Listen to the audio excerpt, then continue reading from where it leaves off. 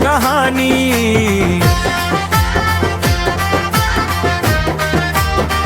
नाचव पंथी रे गवव सतम गुरु घासीदास के, गूंजे नाम मनखे मनखे एक समान, यही हवे गुरु के पहचान।